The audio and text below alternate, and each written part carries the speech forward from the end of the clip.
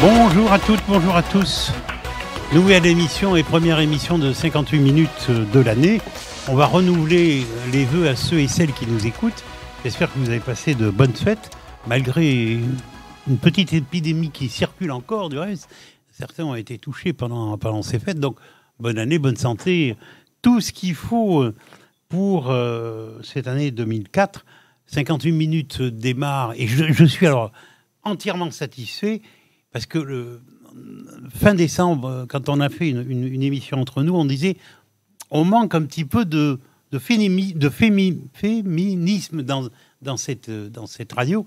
Et je reçois une femme. Alors donc là, c'est le top. Et en plus, une élue, ce qui est encore mieux, surtout un jour comme aujourd'hui, puisqu'on vient changer de Premier ministre. Oui. Dans l'après-midi, il y a eu une passation de pouvoir. J'ai entendu, j'ai écouté quelques remarques par rapport aux élus locaux, du reste. Donc, j'ai à mes côtés Dominique Pointet, qui est élu maire Iberto. Ah, pardon.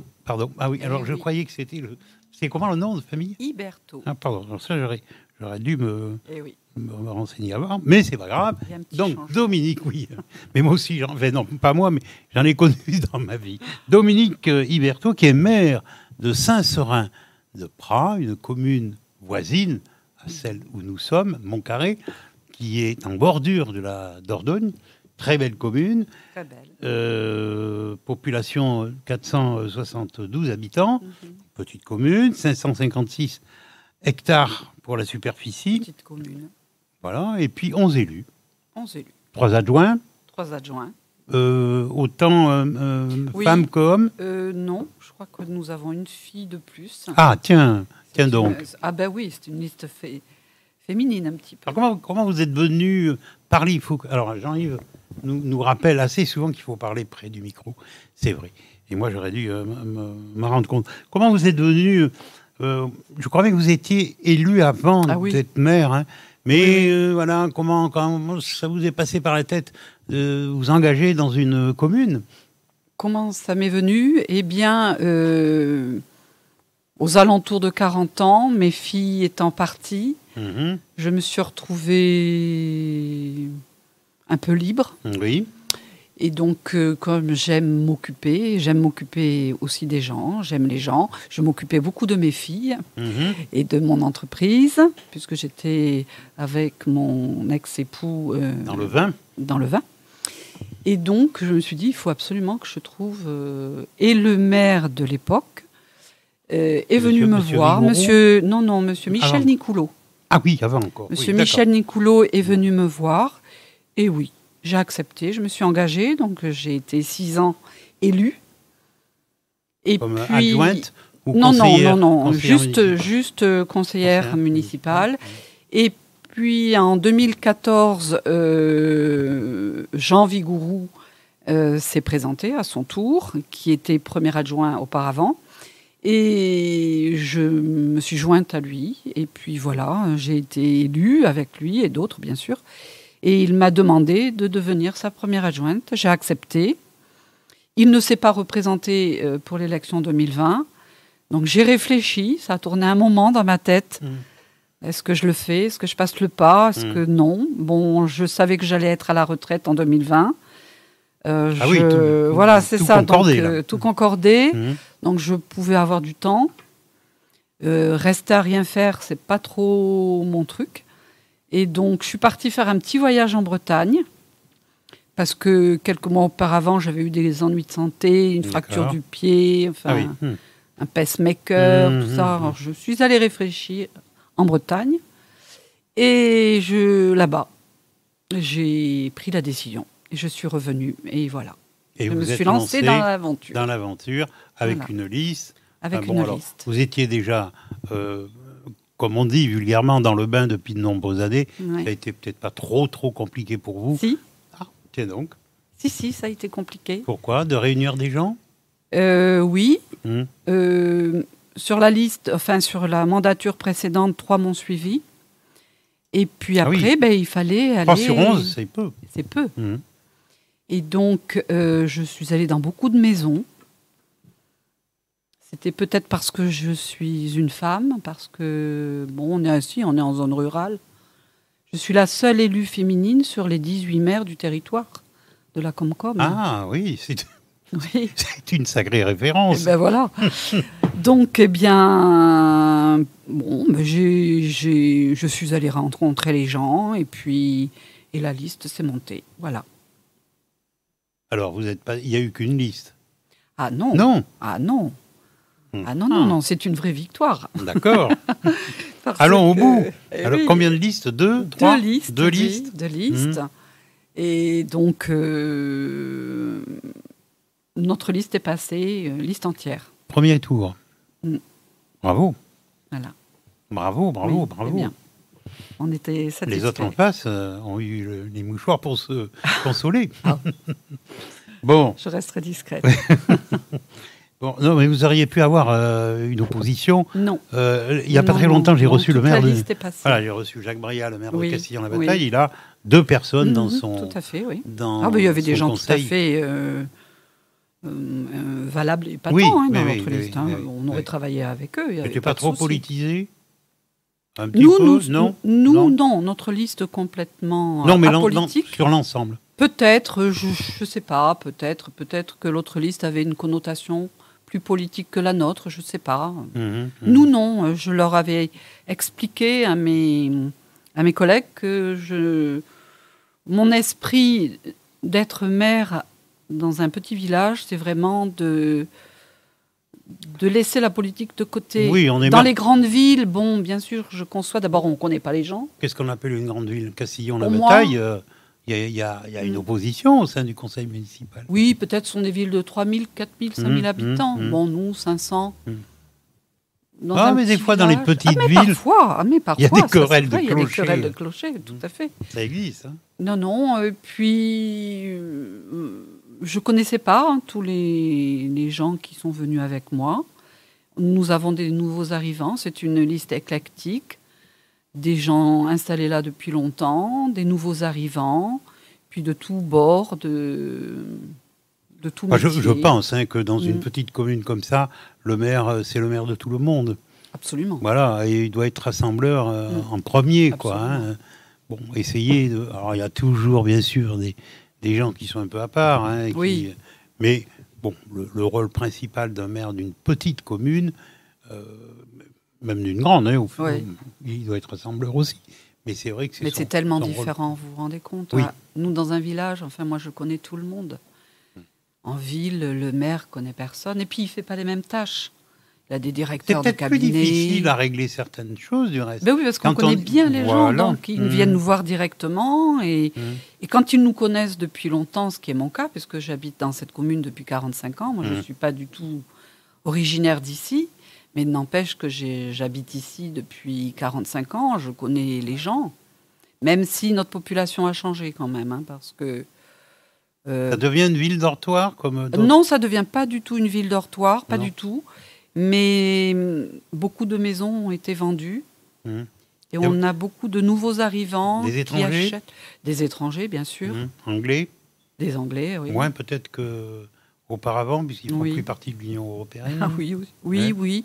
Mais des Français qui sont venus chez nous, qui ont été séduits par le village et qui ont acheté des belles maisons, parce que ce bord de Dordogne est absolument magnifique. Moi-même, j'habite au bord de la Dordogne et je ne peux plus m'en passer. Hein. Ah oui, ça j'en doute. Ah oui, là, vous êtes privilégié. Ah oui, c'est magnifique. J'ouvre une parenthèse, du reste. La Dordogne est-elle en crue? Ah non, elle est redescendue. On a eu 2 crues quand même. Mais pas forte. Oui. Parce que j'ai vu des crues importantes, moi, ici. Ah oui, la dernière en date, je crois que c'est 94. Oui, ça doit être ça. C'est ça, 94. Mais oui, il y a eu des crues, mais bon... L'eau passait à peine sous le pont. Oui, mais maintenant, quand on considère la France dans son entièreté, on n'est pas plus inondable qu'ailleurs. Ici? Moi, non, je trouve pas. On n'a pas vécu ce que certains vivent en France à l'heure actuelle. Hein. C'est quand même terrible. Oui, sûrement. Mais moi, je crains pour le futur. Non, ayant quelques expériences par rapport à la Dordogne, il y a... vous n'êtes pas visé, hein, Oui. mais la Dordogne, pour moi, c'est un sujet très sensible. Il n'y a pas d'entretien. Les berges ne sont pas entretenues, sauf quelques propriétaires, qui sont des passionnés même. Mais autrement, il n'y a pas d'entretien.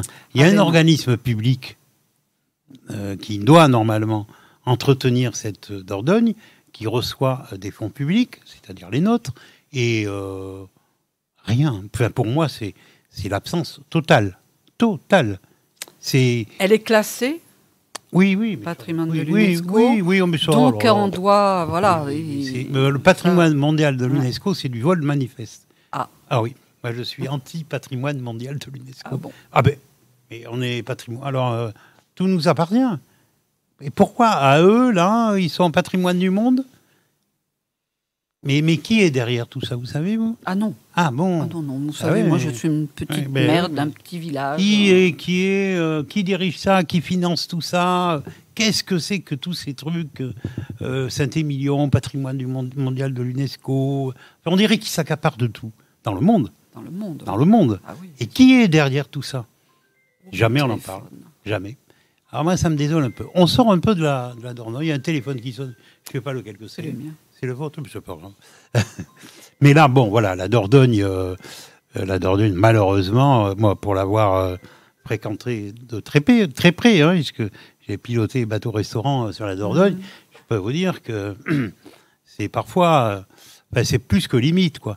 Donc, cet organisme, on ne va pas le citer, est là pour ramasser des fonds publics, fonds payés pour la navigation, hein, pour votre information, vous le savez, j'ai piloté un bateau-restaurant. Pour naviguer pendant 5 mois, il fallait payer 1 700 € de redevance. Pour naviguer. C'est du racket. Je n'ai pas peur des mots. C'est du racket. Bon, ça, c'est une chose. Et l'entretien, zéro. Ben oui, zéro. Mais vous savez, on est dans cette mouvance de la biodiversité, de la protection de la nature et de l'environnement. C'est les mots à la mode. Voilà. Donc, ils ont la priorité, donc c'est vrai que... Priorité de quoi ? De rendre la Dordogne à la nature. Oui, mais ils ne font rien. On ne va plus avoir de pêcheurs professionnels puisqu'ils ont supprimé petit à petit la lauze. On ne peut plus la pêcher. Bon, dernier en date, maintenant, c'est la lamproie. C'est fini. La lauze, ça fait des raies. Tout au long de cette Dordogne et de la Gironde, il y avait des fêtes pour la lauze, hein, des fêtes... de communes. Bon, la lamproie, il y avait derrière la lamproie des ressources économiques qui n'étaient pas négligeables. Bon, les pêcheurs professionnels se sont très mal débrouillés. On ne peut plus pêcher la lamproie. C'est fini. Qu'est-ce qui reste ? Moi, je vais vous dire ce qu'ils veulent faire. Ils veulent que la Dordogne, ça soit un aquarium. Voilà. Pas de navigation, pas de poisson. Alors, pas de pêche, bien évidemment. Le petit pêcheur à la ligne, encore. Mais c'est tout. C'est une erreur monumentale pour moi. Regardez le Lot, ce qui s'est fait à côté.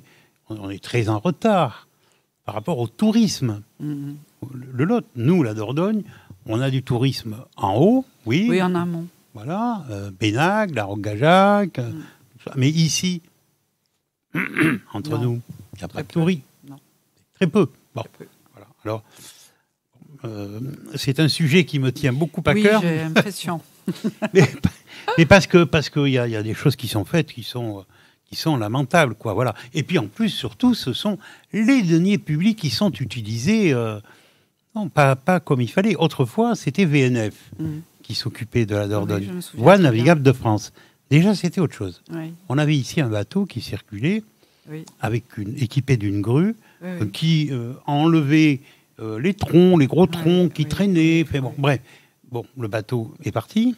Oui. Il est parti du côté de Langon, si mes souvenirs sont bons, Langon, ou Cadillac, quelque chose comme ça. Sur la Garonne. Voilà, plus de bateau. Où il vient, mais une fois par an ou 2 fois par an. C'est fini. Donc là, plus rien. Je dis dommage que les élus ne se soient pas un peu plus... Certains se sont manifestés, mais pour la plupart... On laisse faire. Peut-être que le maire de Castillon est en train de bouger avec l'intercommunalité, peut-être. il veut faire peut-être certaines choses. J'ai entendu de tout, moi, ici. J'ai entendu création d'un port à Castillon-la-Bataille. Je crois pas. Ça sera jamais autorisé. Bon, non, mais ce genre. c'est ou tout ou rien, quoi. Mais moi, j'assiste de temps en temps à des réunions aussi, puisque nous sommes concernés, puisque le oui, Saint-Seurin, c'est un grand V ouvert. Ah oui. Avec vraiment un bord de Dordogne assez conséquent. Et donc, forcément, je me sens concernée. Et parce que aussi, j'encourage mes administrés à entretenir leur bord de Dordogne, puisqu'on a le droit. Quand je reçois les nouveaux arrivants, je les reçois ceux qui achètent les maisons en bordure de Dordogne pour leur expliquer qu'il y a cette servitude de marchepied de 3,15 m et qu'on n'a absolument pas le droit d'empêcher les gens de passer. Donc pas de barrière, pas d'arbres, pas laisser pousser et entretenir. Oui, enfin, attention à ne pas couper tous les arbres. Hein. Ah non. Non, mais on envisage avec mon équipe prochainement, peut-être en 2024, de faire une réunion et de convier tous les riverains de la Dordogne et de justement leur expliquer leurs droits et devoirs. Oui. Parce que les nouveaux arrivants, eux, ne savent pas, vraiment. Et on ne coupe pas tous les arbres, d'abord parce que c'est quand même les arbres qui protègent les rives. Et on ne fait pas ce qu'on veut, on n'y met pas, on n'y met pas des déchets, on n'y met pas des débris ou des blés de travaux. Enfin, on voit de tout au bord de Dordogne, vous savez. Moi, je me balade. Machines à laver, moi. Ah oui, moi, je vois aussi. On se balade avec des amis sur ce long de Dordogne et oui, on voit de tout. Mais vous savez que nous, on est sensibilisés avec mon équipe et que nous avons organisé depuis que nous avons été élus des journées participatives et qu'on nettoie les berges de la Dordogne, on coupe les arbres, on nettoie, on débroussaille, on essaie de le faire 1 fois, 2 fois par an pour sensibiliser les gens. Et justement, les administrés qui habitent là depuis longtemps sont vraiment ravis de cette initiative. Après, les autres, ceux qui ont acheté les maisons pour être tranquilles parce qu'ils pensent qu'ils sont là... apprécient moins qu'on leur explique qu'on a le droit de passer et que... Ça a tout le temps existé, cette guerre. Hein. Bien sûr. C'est compliqué, ça. Hein. Ça a changé, je pense, aussi parce que autrefois, toute l'économie passait par la Dordogne. Bien sûr. Donc les gens étaient tournés vers la Dordogne. Quand, je ne veux pas faire d'histoire, mais quand le chemin de fer est arrivé, après les routes, etc., la Dordogne, fini. On a tourné le dos à cette Dordogne. Et moi, je dis, c'est mon opinion, excusez-moi, s'il n'y a pas d'activité sur cette Dordogne, ça ne mènera pas bien loin. Ben oui. Moi, je pense qu'il faut ramener les gens vers ces plans d'eau qui sont magnifiques. Il ne faut pas faire n'importe quoi, bien évidemment. Hein, il ne s'agit pas de faire des courses de bateau, hein, enfin un moteur, je parle. Hein, mais voilà, ramener les gens vers cette Dordogne. Et je pense qu'il y a des choses à faire, tout en préservant, bien sûr, l'environnement.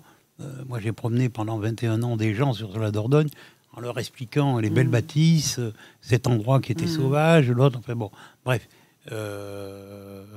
On a ici un patrimoine, et vous en avez une partie qui est formidable. Exceptionnelle. Ah oui, moi, j'ai d'ailleurs fait une balade sur la Dordogne. Il y avait longtemps que je n'avais pas... naviguer sur la Dordogne cet été avec un ami qui est pêcheur et qui a un bateau. Et pêcheur à la ligne ? Oui, c'était un beau cadeau parce qu'on a passé le dimanche après-midi et c'est absolument superbe. On voit ces maisons qui longent les rives. Même Saint-Seurin, c'est très très beau, mais quand on continue vers Flaujac jusqu'à la Motte, c'est magnifique aussi. Hein. La Maison Blanche, moi j'appelle, hein, la maison à colonnes, elle est magnifique. Et chez nous. Oui, complètement. Classées, les colonnes classées, puisque c'est l'architecte... Une partie navigable un petit peu embêtante. Oui. Parce qu'il y a de la grave. Oui. Mais votre voisin d'en face... Monsieur Dudon ? Oui. Il avait des ambitions, lui. Oui, il a un petit peu, quand même. Sur la Dordogne, il a fait acheter à la communauté de communes un bateau. Oui. Là, vous n'êtes peut-être pas au courant. Si. Enfin, il avait allé à la journée parce qu'il avait des grandes ambitions. Festive. Même. Quand la Gabarre est arrivée à Pessac. Alors moi je dis le folklore ça va un temps, voyez-vous. Je ne suis pas contre le folklore. Oui. Mais bon, je crois même que ça coûtait 20 000 euros. Il avait des projets, j'ai des articles de presse, des projets de bateaux à 400 000 euros. Ça me faisait doucement sourire. Bon, on va en rester là. Venez quand même à Saint-Seurin, vous qui nous écoutez, venez au printemps. Bon, peut-être qu'en ce moment, c'est peut-être et encore, pourquoi pas. Mais au printemps, c'est magnifique. Ah, mais là, même l'hiver, quand elle est haute comme ça, les levées, les couchers de soleil sur la Dordogne, c'est absolument magnifique. C'est vrai. Hein. J'ai un tas de Et photos. tous ces oiseaux, enfin, je vois des photographes, je ne sais pas s'ils sont professionnels, mais j'en vois quelques-uns qui viennent devant chez moi et qui photographient Vous les habitez oiseaux. en amont ou en aval du pont de Pessac-sur-Dordogne? En amont, En amont, d'accord. rue du Port. D'accord. Oui, je vois très bien. En face du château. Et c'est pas dans ce secteur, il n'y avait pas un camping autrefois? De l'autre côté du pont. Ah, c'était En alors aval. en aval. En aval, oui. D'accord. Non, maintenant, c'est une propriété privée. Plus de camping. Plus de camping. D'accord.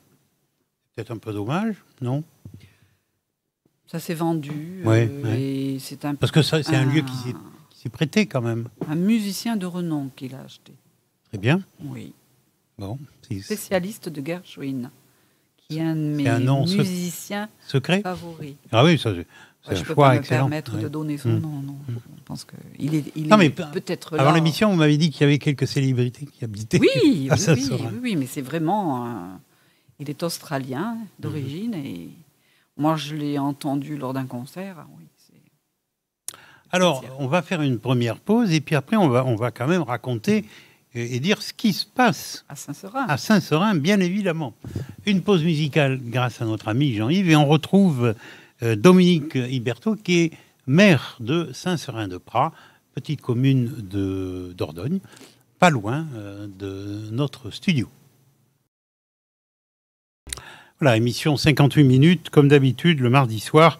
J'en profite pour vous annoncer, pas une nouvelle, mais malheureusement, on devait démarrer une nouvelle émission ce soir avec un animateur tout nouveau chez nous, Antoine Coutou.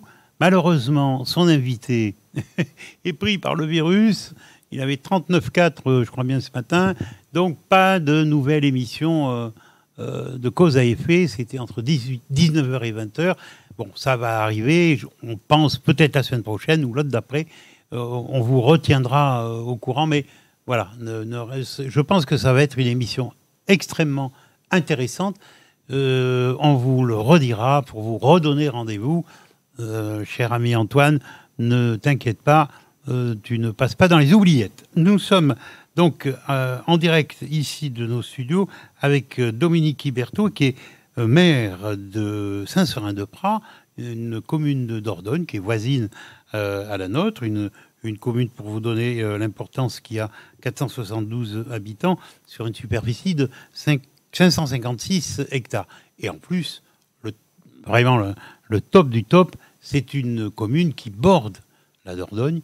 On en parlait presque hors antenne. Vous avez sur votre commune, on peut dire une demeure, château. On appelle ça la maison château. Blanche. Ah oui. Parce qu'elle ressemble en façade, où l'on voit très bien de la Dordogne, vraiment à la Maison Blanche, avec les colonnes devant. Classées, les colonnes, puisque construites par l'architecte Victor Louis, qui est l'architecte du Grand Théâtre de Bordeaux. D'accord. Voilà. Elle était détenue par des Anglais à un moment donné. Oui, toujours. Toujours par des Anglais. Oui, toujours. Et magnifique demeure. Si un jour vous avez la possibilité d'aller... Très bien entretenue. Ah oui. Ah oui. Puis on la voit très très bien depuis la Dordogne. C'est magnifique, c'est vrai. Alors, qu'est-ce qui se passe à Saint-Seurin-de-Praz? Vous êtes peut-être une petite commune, mais souvent dans les petites communes, c'est là où il se passe plein de choses. C'est vrai, hein, il y a souvent plein d'animations. Ah oui. J'ai vu que vous receviez quelqu'un là dans peu de temps. Je me trompe? Ah, vous êtes étonné. Ah oui, bon, je suis étonné. J'ai vu. Oui, mais une c'est vrai affiche. que c'est une. J'ai vu oui, il y a un magicien qui vient à Saint-Seurin. Voilà. Ah, vous voyez, hein. 27 janvier. Oui. Non, je suis assez satisfaite parce que nous avons quand même des associations très dynamiques. À peu près combien? On a 7 associations, mais... Un comité des fêtes? On a un comité des fêtes. On a les Amis de Praz. C'est une nouvelle association qui s'est monté depuis notre mandature, qui au départ voulait juste animer le hameau de Pras, mais finalement ils arrivent à animer le village entier. L'amicale laïque, donc l'amicale laïque, elle est là depuis longtemps, mais ils ont monté un club de pétanque vraiment très dynamique, et celui qui s'occupe du club de pétanque organise à longueur d'année des concours de pétanque qui sont suivis de repas. Et tout ça dans une très belle convivialité. Pardon. Et ils ont organisé un réveillon. Ah, très bien, à la salle des fêtes. Par un réveillon. Vous avez une très belle salle des fêtes. Très belle salle des fêtes. Je peux en témoigner, parce que j'y ai fêté un anniversaire dans cette salle des fêtes, et cuisine impeccable. Une très très belle salle des fêtes. Bravo. Et ensuite, un comité des fêtes qui organise des marchés gourmands. Séance de théâtre aussi, et puis petit voyage d'une journée. Voilà. Eh bien. Et ensuite, une très belle association qui est Terre de Montaigne, dont le président est quelqu'un de renom. Je ne sais pas si je peux le citer. Oui, Jean Audouze. Nous sommes libres. Et cette association, tout au long de l'année, propose des dîners-débats et invite un conférencier de tout, qui vient nous faire une conférence. Ensuite, il y a un débat. Après, on reprend les questions. Cette année, on a quand même eu à Saint-Seurin-de-Pras Alain Baraton, qui est le jardinier de Versailles, quand même. Monsieur Sacotte, qui est un astrophysicien aussi, qui habite sur notre commune et qui a fait une conférence. Et Madame Cocula, est connue ici dans la région. Et qui est spécialiste un peu de Montaigne. Et qui, justement, est venue nous parler de Montaigne et la Boétie. Voilà. Et l'été, parfois, pas tous les ans, selon la possibilité, je ne suis pas dans l'association, je les connais bien, mais je ne sais pas, il y a la Nuit des Étoiles au mois d'août aussi. Oui, d'accord. Mais très bel événement. Vous ne faites rien par rapport à la Dordogne période Eh bien, il y a la journée, je ne sais trop comment elle s'appelle, la journée de la Dordogne. Avec la descente. S'achève la descente, oui. Nous, lors de cette journée, on accueille les gens qui descendent en canoë et on leur offre un rafraîchissement. C'est sympa. Très bien. Souvent, il fait trop chaud. Pour moi, c'est difficile. Je suis une petite bretonne d'origine. La chaleur, c'est pas mon truc. Et puis, la journée s'achève à la Là, si des Bretons nous entendent, on va s'attirer des gros ennuis. Pourquoi ? Ouais, parce que les Bretons, il ne pleut jamais, il fait toujours chaud, il fait beau. Pas plus. Il ne fait pas plus mauvais qu'à Bordeaux. Non. Ah, je vois que vos origines reviennent vite. Oui, je suis un peu chauvine. Si, il pleut quand même un peu plus souvent que chez nous. Ah, mais les marais les chassent. Oui, d'accord. C'est vrai. C'est qu'ici, nous avons un climat tempéré qui est reconnu. Mais sur très peu de distance, là.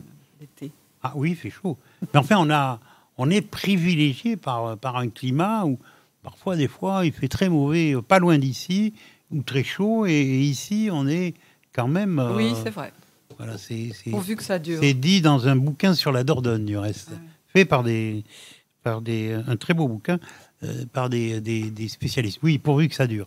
Bon, alors, je vois que à Saint-Seurin-de-Pras... Oui, il y a des animations. Oui. Je crois qu'il y a une animation par mois. Moi, je trouve ça très bien. Les Amis de Pras, pour juste revenir sur certains, organisent un vide-grenier. Ils l'ont démarré il y a 2 ans. Et cette année, ils l'ont augmenté d'un marché de producteurs. C'est très sympa. C'est sur ces bords de Dordogne à Pras. C'est absolument magnifique. Et puis, ils font aussi un petit événement, c'est-à-dire un concours de peinture sur les bords de Dordogne. C'est bien. C'est bien, oui. Ah oui. Saint-Seurin-de-Pras, c'est une commune qui est un peu étalée, non ? C'est-à-dire qu'on n'a pas vraiment de bourg. Voilà, on a 4 hameaux. Et c'est vrai que chaque hameau a sa vie, un petit peu. Ce qui fait que c'est pas un pas trop de bourg. rivalité, justement, entre eux, non ? Alors, rivalité, c'est un mot Rivalité, exagéré. c'est un mot Mais exagéré. Ah ben, peut-être un peu de chauvinisme. Ah ben, on aime bien son hameau. Oui. Bon, c'est bien. Chez moi, c'est plus beau que chez toi. Mais oui, voilà, c'est Voilà. bien, c'est bien. Non, et puis j'ai oublié personne. Oui, non, je crois que j'ai parlé de tous. Et la population, vous avez une école. Nous avons une école en RPI avec Montcarré. Oui. C'est-à-dire que nous avons les 2 classes de CM1, CM2. Et cette année, nous sommes ravis parce que le directeur de notre école envisageait d'emmener les enfants à Paris en 2024. Très bien. Donc c'était quand même un projet, surtout un budget conséquent. Ils ont organisé, nous les avons aidés, des associations de Saint-Seurin les aident aussi financièrement. Et là, je crois que la somme est réunie pour amener nos 40 enfants à Paris passer 3 jours. Alors, voyez, voilà un sujet d'émission. Nous, on peut les recevoir ici. Voilà, ça serait bien qu'un enfant avec le directeur, plusieurs. Que les enfants viennent. Et ils viennent nous présenter leur projet. Oui. Et au retour, ils viennent nous raconter ce qu'ils ont vu, ce qu'ils ont fait. Oui. Je vous le dis. Je les ai trouvés très, très investis dans leur projet. Ils ont fait de jolies affiches. Enfin, franchement, ils s'en réjouissent. Et nous... Ici, c'est un lieu de rencontre. Oui. Donc, voilà. Je le dis assez souvent. Je leur dirai. Je l'ai dit au maire de Castillon. Je saisis la perche à Jacques Briat. Il est venu avec sa chargée de communication. On n'a pas de communication de Castillon. Il n'y a rien. Ah oui, je sais pas. Bon, je crois pas que ce soit voulu. Parce qu'on on a passé un excellent moment. Il est resté 1 heure après avec nous à discuter, etc. Mais pas de communication, rien. Les maires, dans leur ensemble du reste, pensent à la presse écrite. J'ai toujours connu ça. Moi, je fais de la radio 40 ans.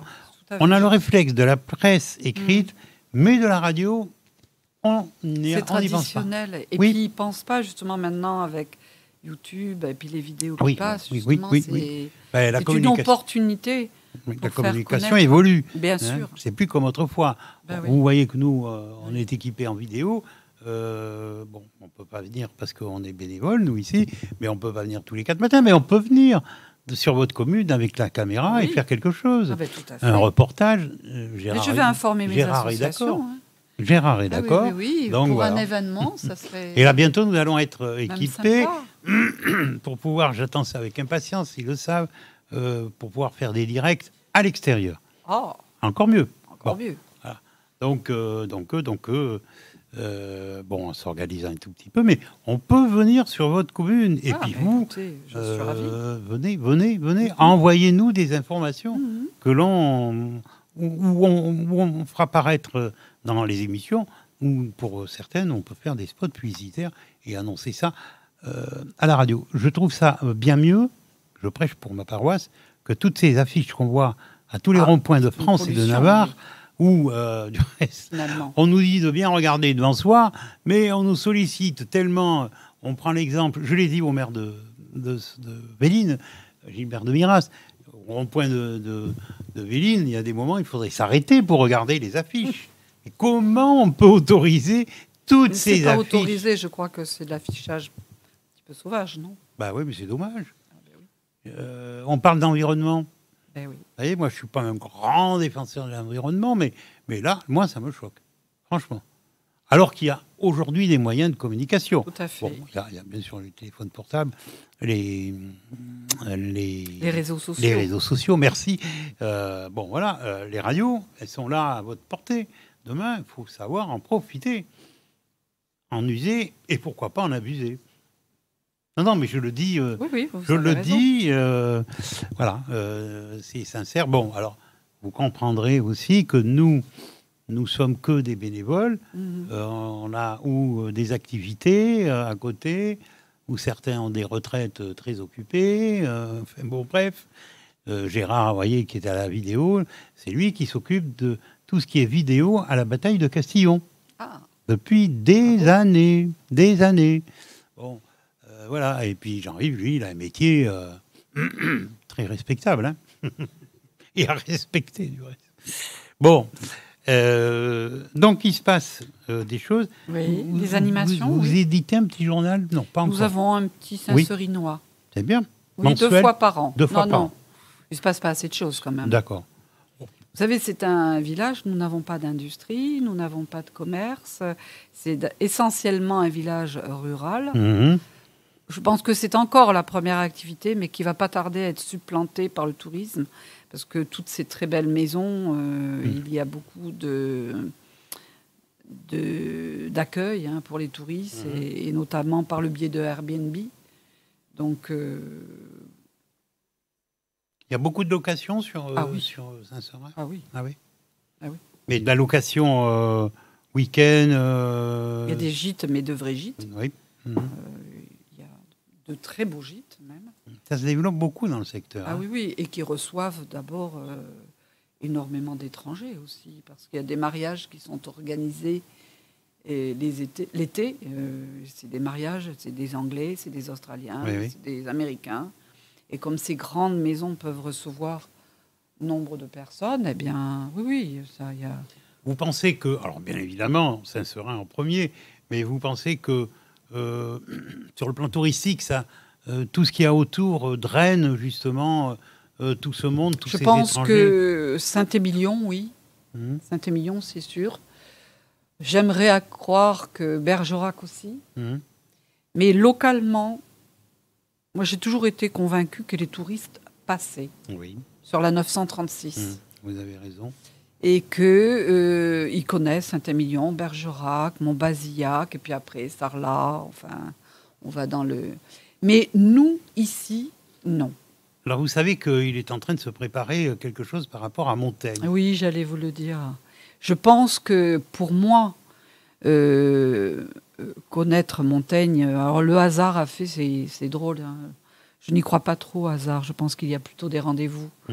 Et quand j'ai passé mon baccalauréat, le sujet que j'ai tiré, c'était Montaigne. Très bien. Mais j'habitais pas ici. Et quand je suis arrivée ici à 45 ans, je vois la pancarte Michel de Montaigne. Ah, je pose la question à mon époux. Je lui dis, mais c'est le Michel de Montaigne des essais? Bah oui, il me dit, avec la tour aussi. La tour de Montaigne? Ah oui. Donc la première chose que j'ai faite quand je suis arrivée ici, c'est d'aller visiter la tour de Montaigne. Et à 45 ans. Ma sœur arrive quelque temps après, elle me fait la même réflexion. Donc, rebelote, nous sommes... Et ainsi de suite, tous les gens qui viennent chez moi, qui habitent ailleurs... et souvent, quand nous sommes allés visiter, on a rencontré là-bas des Américains, des Australiens, des étrangers. Et je me dis, mais c'est extraordinaire que ici, parce que parfois, quand je parle de Montaigne et de la tour de Montaigne, ils ne sont pas allés visiter, ils ne sont pas allés voir. Ça fait partie du décor, mais sans plus. Et oui, alors, donc on a un potentiel qui est quand même extraordinaire, assez important, vous vous rendez compte, qu'on utilise très mal. Alors, il y a ce projet. Il va y avoir, ça y est, ils ont démarré, je crois. C'est bien. Je crois que ça va drainer sur notre territoire du monde. Oui, vraiment. Je m'amuse à poser une colle. Oh, je me permets, on se connaît un petit peu. Oui. Vous savez de quoi est mort Michel de Montaigne?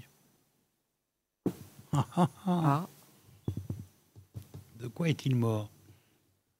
D'avoir trop bu, trop... Oh, non, et il a voyagé pour essayer de se soigner, du reste. Et alors, il est... J'ai dû le savoir. Mais oui, parce que c'est très simple. Hein. Oui. Maintenant, je ne crois pas qu'on en meurt, encore que, bon... Mais il est mort, ce qu'on appelait à l'époque la maladie de la pierre. Et la maladie de la pierre, ce sont les calculs. Et il est parti en Italie, justement, pour soigner... Je connais très peu de choses de Montaigne, mais ça m'avait frappé, toujours frappé. Et il est parti en Italie, depuis ici, pour essayer de se soigner, de la maladie de la pierre. Alors, on parle de Montaigne... mais... Un petit peu quand même, parce que comme c'était un homme qui prétendait qu'il valait mieux, c'est pas moi qui l'ai dit, c'est lui, une tête bien faite plutôt que bien pleine, et qu'il aimait ce que la vie offrait, et les plaisirs de la vie. Oui. Donc, à l'époque, évidemment, on pouvait... Voilà. Après, on ne soignait pas. Je vais vous dire, même maintenant, malheureusement... ce problème existe chez pas mal de gens. Oui. Je ne rentrerai pas dans les détails. On a aussi quand même, on parle de Montaigne, qui est donc à quelques kilomètres d'ici, mais Montcarré, il y a une villa gallo-romaine. On en parle quand? Rarement. Rarement, hein. Voilà un site touristique aussi qui devrait, je sais pas moi, attirer quand même beaucoup plus de gens que ça, quoi.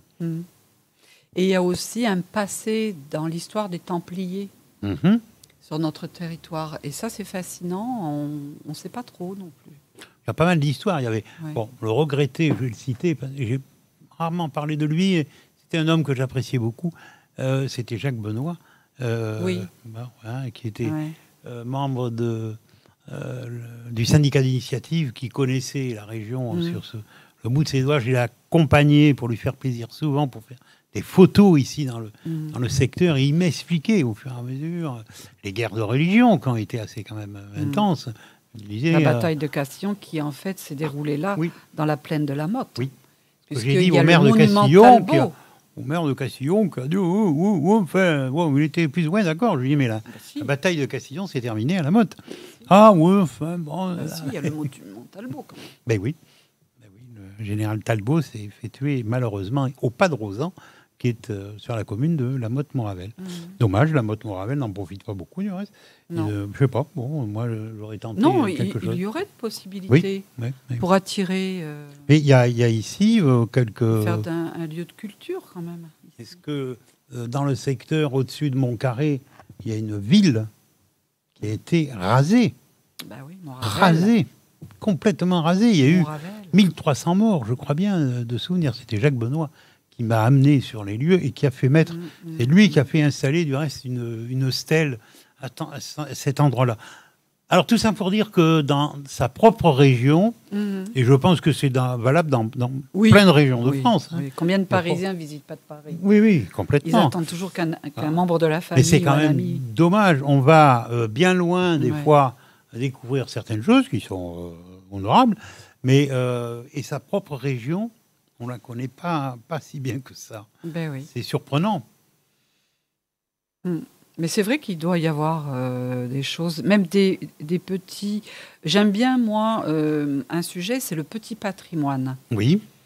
Et je me souviens, au début que j'étais conseillère municipale, nous avions eu cette ambition de faire un circuit sur le petit patrimoine.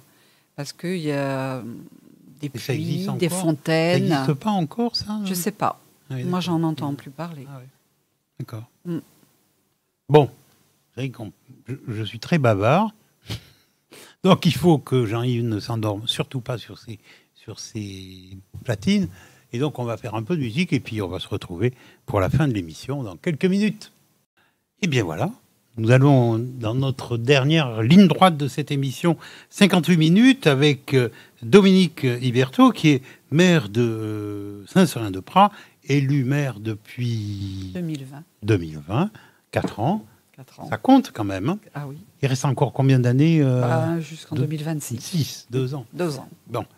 Donc vous avez entendu, on va parler un tout petit peu d'actualité nationale, mais très peu, vous inquiétez pas, je ne vais pas vous embarquer dans des trucs. Mais j'ai entendu quand même cet après-midi, en début d'après-midi, puisqu'il y avait la passation de pouvoir entre l'ancien Premier ministre et le nouveau, que les communes rurales, c'était très important pour la France. Bon, je me suis demandé s'ils se moquaient pas un peu justement des élus locaux, parce que franchement, pour moi, la nation démarre par la commune. C'est là où commence, où débute la nation, première chose. Et alors après, ce que j'ai entendu, là, ça m'a... Liberté, égalité, fraternité, moi je veux bien, mais enfin, par les temps qui courent, quand même, je trouve ça assez scandaleux de prôner ça et de dire que ça existe en France. Liberté, égalité, fraternité. Moi, je pense qu'il y a des gens, si on leur dit ça, ils vont très très mal le prendre. faut rester optimiste quand même. Ah oui, non, mais Je oui, suis mais convaincu que oui, la liberté, la fraternité, oui, l'égalité, ça existe encore. oui, mais on ne vit pas avec l'autre. Je suis défenseur à fond. Oui, moi aussi. État d'esprit. C'est pour ça que je vous en parle. Oui. Mais on ne vit pas avec l'optimisme. Vous comprenez ? Donc, liberté, égalité, fraternité, liberté, excusez-moi, mais moi, je pense qu'elles sont en train de se réduire comme peau de chagrin. Égalité, alors là, il y a de quoi sourire quand même, entre nous, entre les gens qui ne peuvent pas finir leur fin de mois ou qui la finissent le 10 du mois. Hein, bon, moi, je ne veux pas me faire les défenseurs de... Mais je constate, quoi, fraternité. Et il faut réapprendre ce que c'est que la fraternité aux gens. Vous la sentez, vous, dans les communes, la fraternité ? Chacun vit pour soi ? Chacun vit en individualiste. La période Covid a fait beaucoup de mal parce que les gens se sont isolés et repliés sur eux-mêmes. Et il y a un avant et un après. On parlait d'un avant et d'un après en pensant que tout serait fantastique. Non, moi je pense que c'est une période qui a permis aux gens de se replier, de se protéger parce qu'on a peur de l'autre. Forcément, l'autre, c'est celui qui va m'apporter la maladie. Et même dans nos petites communes, oui, il y a un avant et un après. C'est pour ça qu'il ne faut pas baisser les bras et qu'avec le dynamisme et l'optimisme des associations de chez nous, on essaye de fédérer à nouveau cet esprit. Non, mais c'est bien que vous ayez cet esprit. Mais pourtant, on dit que le monde associatif a des séquelles. Oui, mais... de la période du Covid. Ah bah oui, hein. Forcément. Il y a des séquelles, donc le monde associatif n'est plus ce qu'il était, malheureusement. Il faut le réinventer, peut-être. Moi, je crois que c'est ça. Oui, je crois que chaque crise, derrière, eh ben, justement, il faut essayer de tirer les conséquences et les leçons pour se réinventer. Il faut toujours essayer de trouver des solutions pour se réinventer. Ça ne marche pas, eh ben, on fait autrement. C'est plutôt mon état d'esprit. Même moi, par rapport à moi-même, depuis que je suis mère, j'ai peut-être pas tout bien dit, j'ai peut-être pas tout bien fait, j'ai peut-être heurté des gens, je sais pas, je m'en suis pas rendu compte, mais j'essaie de... Bon, je vis seule et le week-end, vous savez, parfois, il y a le blues du dimanche soir. Et ben moi, j'ai le blues du vendredi soir. Et le dimanche soir, je suis contente, le week-end arrive. Parce que le lundi arrive et que je vais à nouveau pouvoir rencontrer les gens. Et oui, même par rapport à moi, justement, pendant mes périodes où je peux réfléchir, je me dis, tu n'as peut-être pas dû faire tout bien. Vous savez, on est tous je connais mon caractère, j'ai plutôt du tempérament. Et parfois, je ne suis peut-être pas aussi disponible que les gens. Parce que vous savez, quand un administré vient à la mairie, son problème, qui pour moi va sembler être insignifiant, pour lui, il est important, son problème. Et parfois, peut-être, quand il vient à la mairie, il espère que je vais l'accueillir en considérant son problème. Et moi, je trouve que son problème n'en est pas un. Et peut-être que je ne le reçois pas comme il le souhaiterait. Donc, on doit faire des efforts constamment. Et je pense que les maires, ce n'est pas parce qu'on a cette mission ou cette place que... Cette responsabilité qu'on ne doit pas considérer les petits problèmes des gens. J'apprécie beaucoup votre discours. Et je dis pas ça parce qu'on se connaît, parce que moi, je vais vous choquer. Et vous n'êtes pas comme ça. Mais je pense que dans beaucoup de communes, pas dans toutes, il ne faut pas dramatiser, mais ce sont les élus, ce sont les maîtres et seigneurs, souvent. Oui. Ils ont voilà, le pouvoir, leur petite cour autour, et puis, je dis, alors, vous n'êtes pas dans ce cas-là. Peut-être parce que je suis une femme et que j'ai... Parce que vous savez, nous, les mères, je suis une femme et j'ai été mère.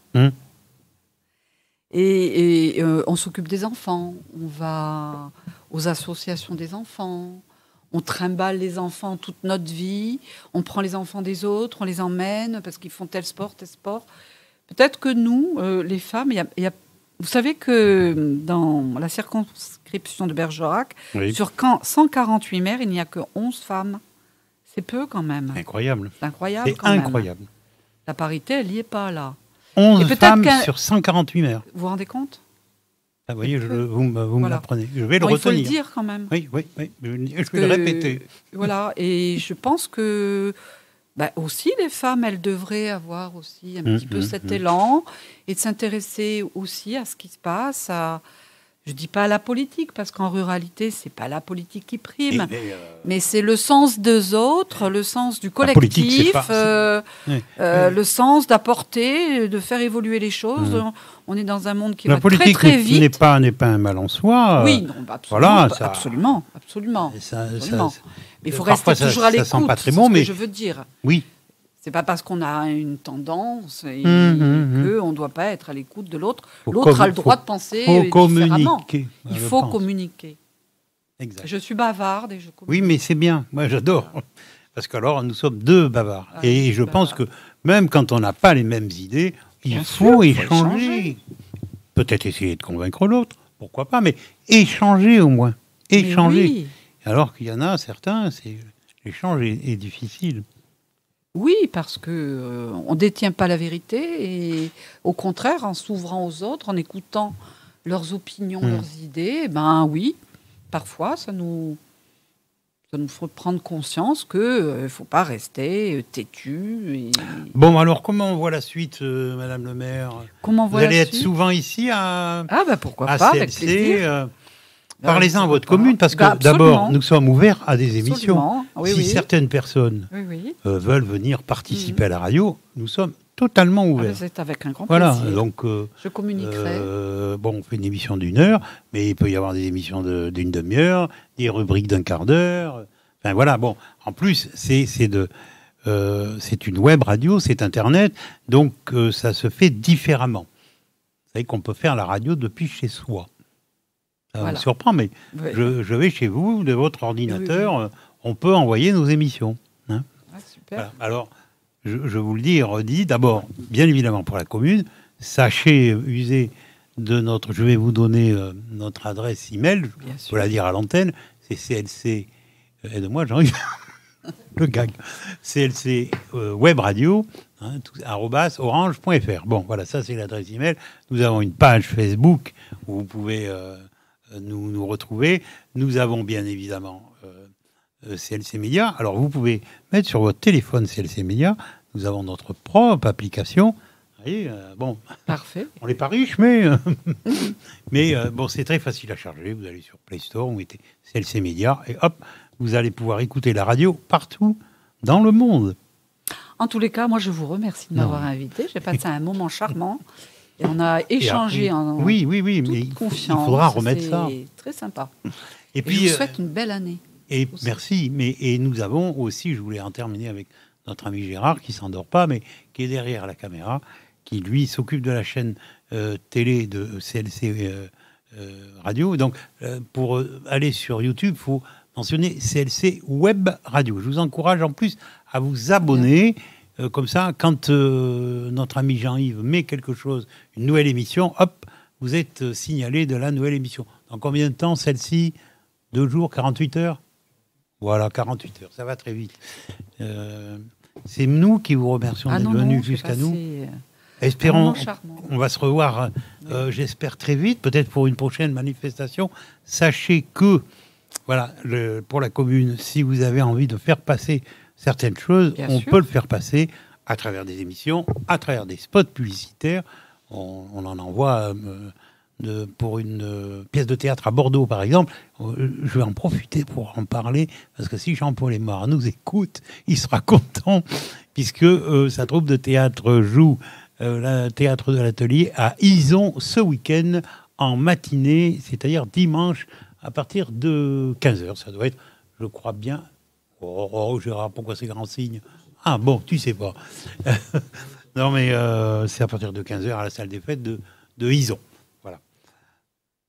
Merci Dominique Merci. Iberto, et puis à très bientôt. Au revoir. Merci. Bonne soirée, et à la semaine prochaine pour une nouvelle émission de 58 minutes. 58 minutes, une émission proposée et animée par Lionel Chalex.